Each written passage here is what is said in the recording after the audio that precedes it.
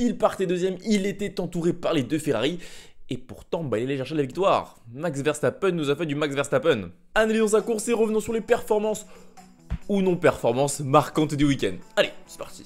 Bon, évidemment, comment ne pas commencer par Monsieur Max Verstappen qui, ce week-end, a enchaîné avec une 10e victoire consécutive, ce qui est seulement un record dans l'histoire. Ça, vous l'avez vu partout, je crois, ce week-end. Mais bon, apparemment, pour certains, c'est pas très important parce que personne lit ce genre de stats. Tout le monde se fout de ça. N'est-ce pas, Monsieur Toto Wolff? Putain, j'ai oublié mes lunettes. Après, on va pas distinguer mes deux personnages. Bah voilà, là, on paraît déjà un peu plus intelligent et plus crédible, non? Elle avait pas le même discours quand c'est Lewis, je crois. Oh que non. Mais bon, passons parce que moi, ça m'intéresse ce genre de stats. Ah ouais, pourquoi? Bah parce que je pourrais dire que j'ai vu de mes propres yeux un mec dominer sans partage la Formule 1. Mais genre, vraiment. Oui, il y a eu Lewis à une époque. Mais Verstappen, ce qu'il fait, c'est incomparable. Je trouve la 10 victoires de suite. Et puis franchement, les deux de Perez, bon, qu'il les ait pas, ça a pas changé grand chose à la saison de Max Verstappen. Parce que là, la domination, elle est sans partage. Mais genre, vraiment. N'empêche que cette course était plus intéressante que la précédente, non? Ah carrément, parce que là, notre Max Verstappen, il était pas en pole ce week-end. Et ça, c'est rare. C'est quand même pas si rare que ça, si? Bah écoute, si tu veux aller checker, il a pris 9 des 14 poles possibles cette saison. Si on peut pas appeler ça une récurrence, qu'est-ce que c'est? Ouais, t'as peut-être raison en fait. Et donc ce week-end, pendant la course, un peu à l'image d'un Lewis Hamilton en 2021, il s'est pas trop précipité, hein. Parce que bon, Carlos Sainz, il prend un très bon départ. Enfin, très bon, on va peut-être se calmer, il a pris un bon départ. Ce qui lui a permis de conserver sa première place au premier virage. Mais dans le même temps, Max Verstappen, il allait pas tenter le tout pour le tout. Et il a pas tenté le tout pour le tout. Logique. Mais n'empêche que moi, il a quand même pris pas mal de temps avant de finalement passer Carlos Sainz, hein. Parce que bon, 15 tours, on a déjà connu mieux, hein. Au moins, ça nous a laissé le temps de croire à une victoire haute que Red Bull cette saison, c'est bien. Oui, enfin bon, fallait pas être trop optimiste ou utopique, je sais pas. Même si Carlos Sainz, sincèrement, a donné une très belle bataille et on en reparlera juste après. Bon, après, une fois qu'il est passé, on a tous tout de suite compris qu'on le reverrait plus à l'écran, hein. C'est bon, Red Bull a eu son moment de gloire, maintenant on le reverra qu'au 40e tour. Non, c'est pas 40, je sais plus, 51e tour pour les célébrations, quoi. Parce qu'apparemment, ils ont eu un problème mécanique pendant la course. Mais même ça, on l'a pas su. Les mecs, ils sont tellement devant. Il n'y avait pas de souci à se faire. T'imagines, même avec des problèmes, ils finissent largement devant. Ah bah que veux-tu? Ils savent ce qu'ils font, les gars. Et c'est uniquement comme ça que t'arrives à prendre 10 victoires de suite, hein. Enfin, uniquement, j'en sais rien, mais ça aide en tout cas. Déjà l'an dernier, il était déjà proche de prendre le record de Sébastien Vettel de 9 victoires consécutives. Ça s'est terminé quand, à Singapour, il a eu son problème, il est parti 8ème, je crois, et qui finit que 7ème de la course. Bon, à partir de là, c'était qu'une question de temps, hein. Déjà l'an dernier, il était au-dessus, hein. Là, c'était une formalité en 2023. S'il le faisait pas, ça aurait été dommage. Très dommage. Maintenant, évidemment, la question qui est sur les lèvres de tout le monde. Quand va-t-il s'arrêter? Et tu penses qu'il peut tout gagner cette saison? Oh bah oui, clairement. Clairement. Bah top, hein.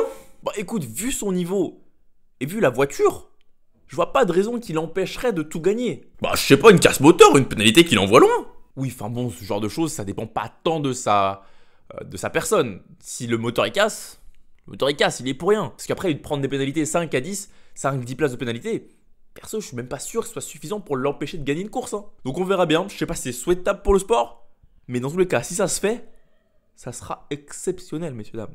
Faudra retenir cette saison, hein. Mais vraiment. Allez, passons maintenant au cas des Ferrari, qui ce week-end, elles nous ont donné des frissons. J'ai pas peur des mots. Bon, si, j'abuse peut-être un petit peu, à part ces tifosi, mais c'était très très bon. Ça faisait un moment, en vrai, qu'on n'avait pas vu un tel niveau de performance, on est d'accord. Bah, Leclerc fait 3 en Belgique, et en Autriche, ils font 2 et 6. Donc, ouais, ça remonte, hein. Bah oui, c'est ça, depuis, ça n'a pas arrêté de pas être dans le coup, en fait, à part la Belgique, du coup. Après, bon, c'est assez normal si ce week-end à Monza, il y a eu un regain de performance. Et c'est pas grâce aux tifosi, enfin, c'est grâce aux tifosi, on va pas se le cacher, ça aide à la maison, hein. Mais c'est plus le tracé. Ah bon? Oui, parce que si on regarde cette saison, où est-ce que Ferrari a bien performé, eh ben on a quoi? Allez, on va faire la petite liste. Bahreïn, Azerbaïdjan, Canada, Autriche, Belgique. Est-ce que tu vois le point commun? De grandes lignes droites? Exactement. En fait, la Ferrari, c'est une voiture qui est faite pour aller vite. C'est tout, hein. Le virage, le freinage, pas un problème. Nous, on va vite. Enfin, nous, Ferrari. Après, bon, faut quand même sortir ce résultat, parce que même s'il y a des prédispositions, on est d'accord au vu du tracé, bah la pole de Sainz, je suis désolé, mais c'est l'une des plus belles performances de la saison. Fact. Ah bah là, tu peux pas le critiquer, hein. Non. Mais bon, je suis pas déçu du tout. Non. Non, j'aime pas taper sur les pilotes juste pour taper sur les pilotes. Ça sert à rien. C'est juste que ça me fait rire parce qu'il se faisait taper par Leclerc toute la saison dernière. Mais là, cette saison, franchement, Sainz, bon, au niveau des performances, il n'y a rien à dire. Plein de fois, il est devant Charles. est réellement devant, genre niveau rythme de course, comme ce week-end. Après, malheureusement pour lui, il n'a pas réussi à concrétiser cette pole position en victoire qui plus à Monza. Après, on peut pas tant lui en vouloir que ça. Max Verstappen, on savait que c'était une question de temps. Sergio Pérez, j'avoue que j'ai été un petit peu surpris, mais ça reste une Red Bull, donc c'est difficile de se battre contre elle. Ouais, de toute façon, les deux, c'est des fous furieux. Hein. Exact, et comme je le disais juste avant, 15 tours de bataille avec Verstappen, je ne m'y attendais, mais alors vraiment pas. Et c'était pas de la petite bataille juste pour faire genre, hein. C'était de la vraie bataille, le mec tenait à sa première place, mais sincèrement. Et franchement, ça a fait du bien à voir en direct parce que je peux plus de repenser à tout ce moment où personne n'a donné de résistance à Max Verstappen pour défendre la position. Alors oui, il y a des raisons tout à fait logiques, hein. Chacun dans sa course, il est plus rapide, tu laisses passer, tu perds pas de temps. Là, évidemment, c'était la première place, il fallait la défendre. Mais je sais pas, Pérez, des fois, c'est bouffé quoi. Après, c'est Pérez, vous allez me dire. Mais là, Carlos Sainz, franchement, j'étais vachement et agréablement surpris de son comportement. C'était peut-être un peu dur parfois, hein, la limite. Mais c'est le sport. Et franchement, c'était vraiment cool à voir. Ouais, puis même sur Charles, il a su se battre malgré ses pneus usés. Hein. Oui, clairement. Franchement, c'était beau à voir aussi avec son coéquipier. J'ai longtemps cru d'ailleurs à un podium des deux. Après, j'ai arrêté de rêver. Je me suis rappelé qu'il y a notre Red Bull qui va arriver, quoi. Et donc, malgré que Leclerc a pu conserver ses gommes plus longtemps parce que lui, il s'est pas battu avec Verstappen, Sainz, il était au-dessus.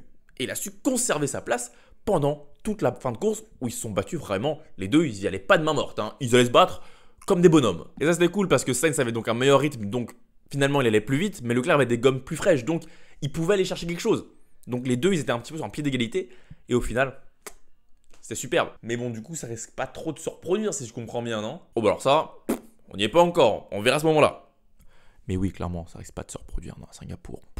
Pas de chance que ça arrive. Allez, on enchaîne désormais avec deux écuries qui ont été habituées à de meilleures performances ces derniers temps. Je pense bien évidemment à Aston Martin et McLaren. Là, ce week-end, c'était non.